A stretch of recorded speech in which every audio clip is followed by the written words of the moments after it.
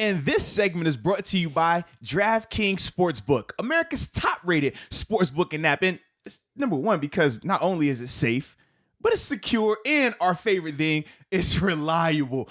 And for all the first-time users out there, we got a nice little gift for them, right? I mean, because who doesn't like free stuff, right? You like free, right? It's nice, yes. It's like a little icing on top of your cake. So with that being said, all the first-time users out there, if you download the app and use the promo code MOATS, that's MOATS, you will receive up to $1,000 in deposit bonus money. I mean, $1,000 in deposit bonus money. That sounds like a good thing, right? That's a decent chunk of change right there. I would assume that people would like that, right? I mean, it's the holiday season. We're giving back. So, download the app, use the promo code, use that gift that we're giving you, and let's get an opportunity to get some money because that's all we want is opportunity, right? Mm-hmm. Mm-hmm. And with DraftKings, your opportunity is always good, baby.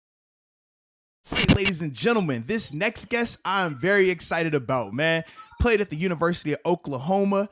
He was the first-round draft pick for the Baltimore Ravens in the 2005 NFL Draft, 22nd overall pick, where he had a 7-year career with the Ravens and the Rams. Without further ado, ladies and gentlemen, Mr. Mark Clayton. Mark, man, how you doing today, baby? How you been? Morning, man. Good, man. Been good. Just taking it easy. Got my daughter with me, and I like spend a lot of time with her. Yeah, I like that, man. Dad life in the building, baby. Yeah. Yes, indeed. Right. Now, we know coming up, man, we got Steelers and Ravens. Now, we know how big of a rivalry that game is just for sports in general. So we always hear from the Steelers side, being that we're in Pittsburgh, man, but just talk about from the Ravens side of that thing, man. How do y'all view that rivalry, and, man, what does it mean to you guys? I think we view it the same, which is what makes it awesome, and it's crazy because for me, coming from Oklahoma University and going into Baltimore, and the offense that I was into, the offense that I went into, and then kind of the mentality that came with it, it was like, man, this is a taste of what football was like in the 60s and the 70s and the 80s, and so getting to feel a little bit of that, but obviously coming up in the area that I was like, man, I know we need to throw that thing too. So to watch, Pittsburgh have that mentality and know that it was going to be a tough game, a hard-nosed game, and still, throw the ball and fight likewise for us, throw the ball, but still make it a bruiser was it was fun, man. It's an amazing rivalry, and obviously, the conference is on the line again as usual, and so I'm always, it's a twofer. It's a twofer, and usually has championship implications. So it's going to be exciting as usual, and this time I hope we find a way to get the ball into the end zone, through the air, and kind of allow Lamar to be Lamar. Our run game to be our run game. 20-20, we dominated you guys. Let's be honest. The red zone, it hurt us, and we had 4 turnovers. Absolutely. Yeah, red zone, we have 4 turnovers, and so I think we protect the ball. Just go around and find a way to throw it up to Dez. Hashtag throw it up to Dez. Okay. And then, we come out with the victory. All right. I like it. No, I did. You alluded to this a little bit, man. I forgot, man. You were part of a crazy rivalry at the collegiate level as well with Oklahoma, Texas. Like, how did those even compare, man? You went from crazy, historical college rivalry to crazy NFL rivalry as well, man. That's nuts. It's nuts, man. I think, and then I'll say the biggest, I guess, takeaway here now at 38, looking back, was like, man, being a part of 2 really incredible organizations was huge in regards to my perspective and how I see, life as a whole, business, and dealing with relationships in business. Man, it's they're the best, or 2 of the best ever. And so at Oklahoma, with Coach Stoops coming in and kind of me getting to learning and understanding what Oklahoma was in the 80s, and then during Bud Wilkinson's time, and just all the prestige that's there to be a part of Coach Stoops and his regime, and rebuilding kind of that presence in the college space was monumental. And then of course playing in that game was like, it kind of it set the tone for, the year we went from ranked number 20 to winning the national championship. Mm. That was the first kind of, October run that we had. I mean, well, what was that, the beginning of September or end of September, Yeah. October run that we had to go on and win the national. So, it's incredible. No other game in the country does seating like they do. The split down the middle, which is Yeah. that's dope to see. And so it was a hella unique experience and a really good time with a really good collegiate organization, and then same thing in the NFL. Now, with the Steelers Ravens, do you have things whenever you look back, Mhm. whether it's memories or I guess part of me wants to specifically ask about like you going up against the Steelers defense. Were there things like frustrations or things that you would be going into each game, Mhm. Steelers Ravens, this rivalry? I don't know. Mhm. Was it something about Palomalu, Ike Taylor, our cornerback, something that you would expect going in, or just would maybe frustrate you? And maybe I guess you could drop a good memory too, because I was looking up some of the stats, man. You Yeah. had a couple games against us. A couple, yeah. I mean, going into that game, I was always like, I want to throw the ball like 40 times a game because obviously I'm a receiver, and I He think said, air I it think out, we could man. do Air it out. that. Right? Like, forget it. Take a shot. Forget this run right down the middle. Nah. Let's take a shot. Like every series.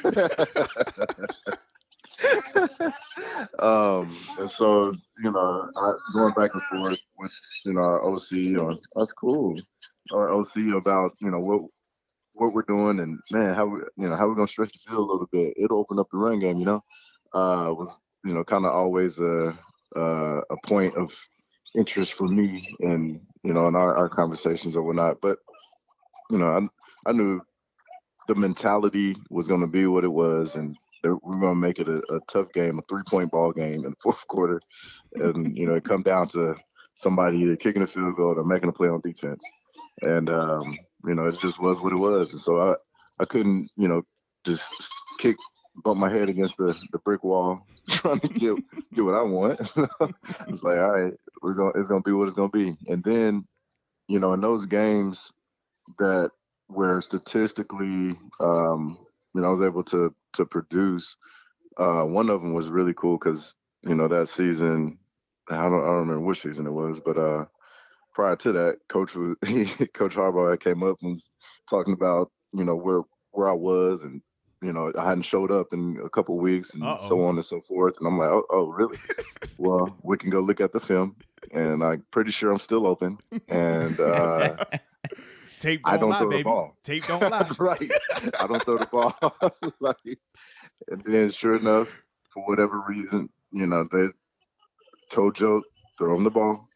And they threw me the ball. And it was a good game. And he comes up. He's like, that's what I'm talking about. I'm like, Coach, this is literally nothing. Like, I can do this every week. No sweat. Just throw the ball. I like So, that. yeah, man. And so those are great times. And then, so I obviously enjoy looking at and watching the game, and so I feel for Hollywood in that regard because I know he wants the ball. They got Hollywood out there blocking his little heart out, man. I know, man. My guy, 168. Like, no. And it's like, yeah. That's funny, man. But what I was gonna say was, obviously this year again in the AFC North, it's hot, man. It's essentially a 3-horse race right now. Obviously, Steelers have the lead. Ravens are in 2 right now, but even the Browns, they're in the mix as well. So just talk about, man, how you see this thing playing out down the stretch. Man, in all honesty, I feel like you guys have the upper hand right now. But I feel like, if we're going to win, we're going to have to produce turnovers. Our defense is, strongest running. New England kind of exposed that, and I don't know where was that mentally or whenever they went downhill and they hit us in the mouth. And so I know they're going to bounce back from that, and just that attitude going into the game they're going to be lit. So I know that's going to be there, but at the end of the day, our offense, man, it's a ground and pound. Lamar on the edge if we can, and then try to find ways to hit receivers in that mid to short range. And we've struggled throwing the ball down the field. It's not been good at all. So, man, I feel like you guys do have the edge because you got Ben and your defense is strong. I think Cleveland's going to be in there because they play solid defense and they run the ball well. But I don't know that Baker's there yet where he can, protect the ball when it's in his hands if he has to throw it 30, 35 times a game or 35 times in a game. So to that point, I think, man, you guys have the edge with Ben's experience and then that offense and the guys he has around him and then the way your defense is playing. But if we were to win it, we're going to need to our defense is going to have to make some plays and get some turnovers, and our offense is going to have to find ways to get the ball in the end zone, in the red zone, because if you looked at that last fourth down play, bro, they knew. I think everyone knew. Oh my God, everyone. Oh man. Golly, I was like, kidding it. They triggered immediately. I was like, oh yeah, quarterback fake that. I mean, I know this week we're gonna have something for that. So okay. Coming up, we're gonna have something for that. Okay. But yeah, I like that's how I see it. Y'all right now, y'all got the edge. Okay. We'll see y'all. Here. I like it. No, man. When I was looking just at some of the guys you played with, man, you have a crazy list of like just talented guys, Hall of Famers you played with. But one guy in particular, man, the late great Steve McNair. Man, so just talk about, man, what was that experience like playing with him, man? Man, rest in peace, to Steve, man. Eric, legend, that was man, my absolute guy, legend, man. Oh my gosh, I love playing with him, and I was so hurt when he got hurt and then ultimately retired. That was my best season, with Air, and a lot of it was Air McNair, man. His experience and him being able to say, "Hey, just go do this, and I got you," and awesome, that be that. Man. It was awesome, man, to get that in a small capacity at that level, and to know, like, yeah, I know this. If I'm a number is math, whatever, and so I'm like, well, if we extrapolated that out, those numbers would have looked a lot different with Ed McNair. But it is what it is. I feel you though. I feel you.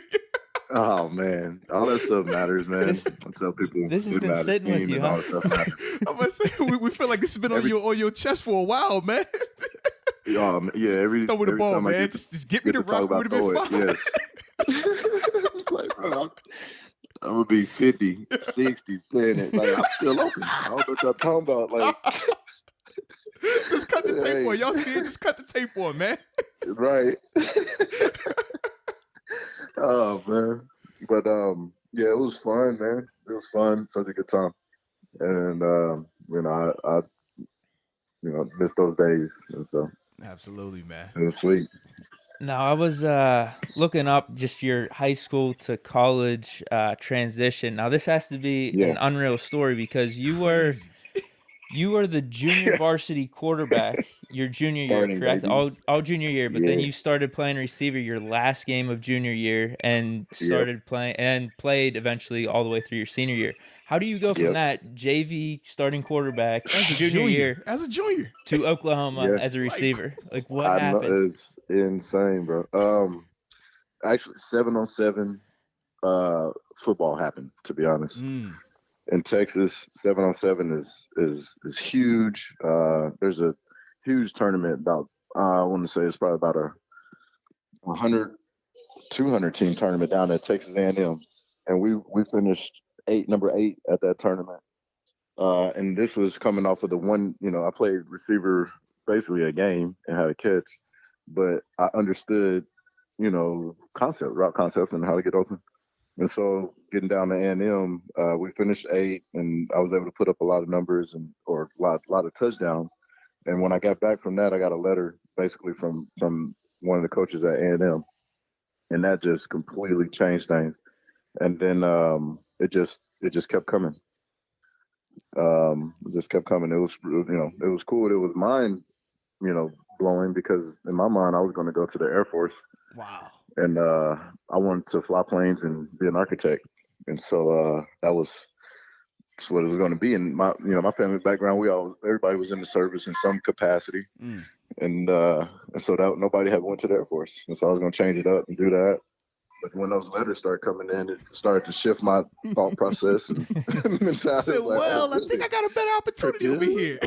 Yeah, Stanford, like what? Georgia Tech, Vanderbilt, like all the engineering schools, That's that wild, had man. teams would come through, and it was like, man, this is dope. And then, as my senior season got going, man, my first game was like 3 touchdowns and all this cutting back. And, Peter Works, my guy. So a lot of what I did was just cut back because I wasn't fast, but I understood angles. And if you were coming and your angle was a little high, I'm absolutely cutting back on that. And so I was, after that first game, I started getting letters from, bigger schools.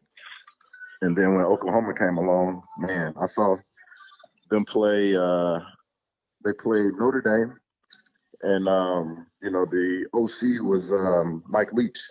So it was really, looking at that was just like, oh man, this really throw the ball. Like, more Jada, come on. They really throw the ball, and so when they came along, Brent Venables recruited me, who's the OC at Clemson now. He had that fire back then, and it was just infectious. And then when I took my visit, I was born in Oklahoma, so I had family, there. And then the staff was nice, and Steve Spurrier Jr. was a receiver coach. He was fun. And so they made me feel. It was fun, bro. Like, I just felt like I was going to go there, I was going to have a good time, and I was going to catch a lot of balls, and that was it. And so I committed. And that's how I ended up at Oklahoma. That's crazy, man. That's crazy. What happened at quarterback? Were you going to be starter senior year?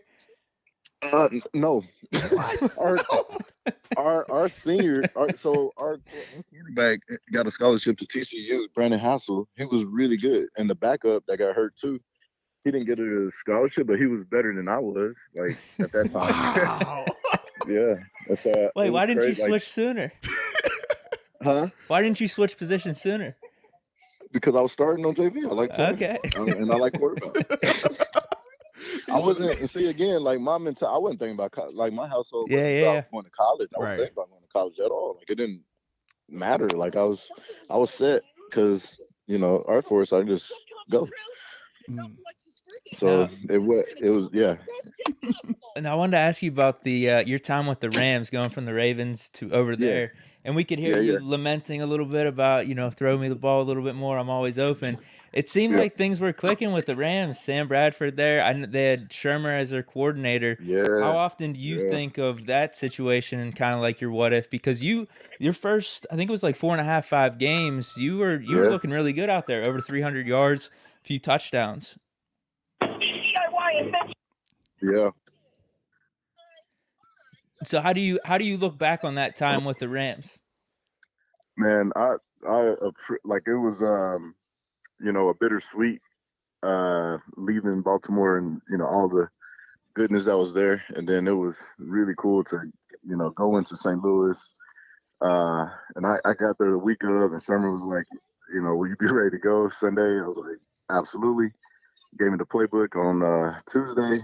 By Wednesday practice, I had everything down. And he was like, damn, okay. And then Thursday, got, we refined it, and Friday again. And then by the time Sunday rolled around, was ready to go. And I remember we threw the ball. Sam had like 55 pass attempts. And so it took me back to college. And it was like, this is cool. And we won. I think we won the first game. And, prior to that, I think St. Louis had one win or two win the last season or so. Yeah, because they had the number 1 overall pick was number 1 overall pick with Sam. Because 2010, that's the class I was in, and I remember like Bradford being like the big deal of that class, man. Yeah, he was the number 1. Yep, that's right. And so, in those first 4 games, we were like 2-2. Me and Sam had we had a vibe, bro. Like, I'll tell people, I was like, look, Sam is ridiculously accurate. Like, he's very accurate. Like, and, me being there, he could still throw it to, left breastplate, right, like whatever shoulder he needed to put it on, he would do that while under pressure. Like he was getting hit. It wasn't like our protection was awesome. But he knew if he put it in the spot away from the DB that I was going to get it, or anybody was going to get it, because we had Amendola too. Dola. Young Dola right there, too, man. Young Jeez. Dola. And Alexander. Like we had some young ballers, man. And so, but Sam, like he could get it there. Like he was good. And so, it was fun to have those, first 4 games with him, and be able to have kind of the statistical production that was pointing towards, hey, you could do it at this level, at an elite level, and potentially have some Pro Bowl capabilities or whatnot, and help a team win some ball, turn a organization back around. And so that was fun to have. I like that. It seems like Bradford was your guy. I'm going to say Bradford sound like the one. Huh? I said Bradford sound like he was your guy, man. That was the one for you. Bro, that was things was trending up. No. It was trending. Now, once you had retired and everything, man, we saw where you had created your own headphone line. I believe it's Live. Is Live, correct? Yep. Live headphones? Yes, sir. So Live headphones. So talk about, man, where the inspiration for that came from. Was that something that you always wanted to do? No, I wasn't thinking about that at all. It was more, so when I ruptured my patella tendon in St. Louis, and I thought I would be back, and I came back, and I only played like a couple games, and it was still shaky, and I was like, this is not going to work. So I, went in and told them, I was like, yo, y'all gonna have to sign somebody, because ain't no way I can keep going. And so, but during that process, a lot of the rehab was in the pool. And so in the pool workouts, I wore my beats, but I didn't want to, want them to fall off, and if they got wet, they were done. So I was like, man, I want to create an over ear that I can just, really do my pool workouts in. So I started sketching and trying to come up with a concept that I thought would be more secure, and then it would be waterproof. And as I started doing that, I was like, man, let me reach out to an industrial engineer, to help me get my thoughts and all, my little preliminary sketches into a CAD model, and then let me take this journey to, figure out how to make it. And so I ended up all the way in Dongguan, China, making a production model. Wow. And it was amazing. Like, just, going through all the phases of, product development, and then manufacturing, and then supply chain management, essentially, and, shipping and handling, and, all that. Import, this is what I'm doing. Like, it's been, another college education, or I'll say elite education in supply chain management. Yeah. Hands-on, that I can replace, with anything. So I'm glad I got to do that, and it's set up a lot of stuff for now, and a lot of the other business interests that I have, and so it turned out well. I like that. I wanted to throw it back real quick to Oklahoma. You played on the same team with Adrian Peterson his freshman season, where he completely went off. Do you have a great story of maybe him coming in? Just bro. Even, just his work ethic. I don't know what you were seeing behind the scenes there. Yeah. He's a man child. He was a freak, bro. He came in, and we couldn't believe he was a true freshman. Believe it or not, he didn't start until like third game or something like that. Keeping him humble. Still ran for 19. All right. Yeah, humble check. So still ran for 1900. Heisman finalist. That's incredible. Man. It's incredible. Like, he was just, he was just that dude. We were like, man, like, AD, you literally could go straight to the league, bro. Like, for real. No, did you? Look at him to this day. I was gonna say, did you think that he would grow into what he is now? I mean, this dude is still playing. Just think about that. Still playing in the NFL. This is crazy. But did you think that he would go on to do these type of things on Sundays? I did. I thought he would be. It's mind blowing to know, like, he's going to be a first ballot Hall of Famer. Absolutely. Like, I saw this guy at 18 years old, and was like, oh God, because there were only a couple guys that was like that I've seen, and it was I mean, Roy was already established, Roy Williams, and he was just Roy was a freak, a man amongst boys, absolutely. right? Like, period. And then there was Tommy Harris. Okay. He was like, you know, like, I don't know, 6 foot, about 298, but he had the chisel going on. He looked like kind of like Aaron Donald looks now, like okay, just chiseled, you know, in college. I was like, dang, okay. And then you know, AD comes along, and you know, it's like, dude, like this is crazy. Like he's legit first ballot Hall of Famer, bro. Like mind blowing to know that's real, and to know that this was, you know, a kid that, you know, we hosted on the recruit visit, and you know, he's real cool, down to earth, like being you know, talk a whole lot. He talks more now because you know, life, and right. you know, a lot more mature, whatever. But just, you know, the real quiet, kind of down to earth, you know, country kid that was a freak physically is, you know, going to be going into the NFL Hall of Fame. Like, dude, insane, man. Yeah, insane. Yeah. Now, Mark, man, we got 2 more questions before we let you go. All right. So we want to know, throughout your NFL career, man, who was the best player that you played against? Oh man, best player. I'll say, looking at it now, Darrelle Revis. Ooh, okay. Like, for you a had period, young Revis too. That's Revis Island's time frame. Yeah, that's when. Yeah, them muscle fibers was firing quick, boy. It was like, it was patient, and then pew, like, and he was strong. Like he was really patient and strong, and he could run enough. He wasn't like, you know, blazing, but he could run enough. But his patience, his IQ, like he was special. He was special. And then what was the second question? And then the second one is, you're welcome to the NFL moment. Oh, that was rookie year, Monday Night Football, first game, playing the Colts.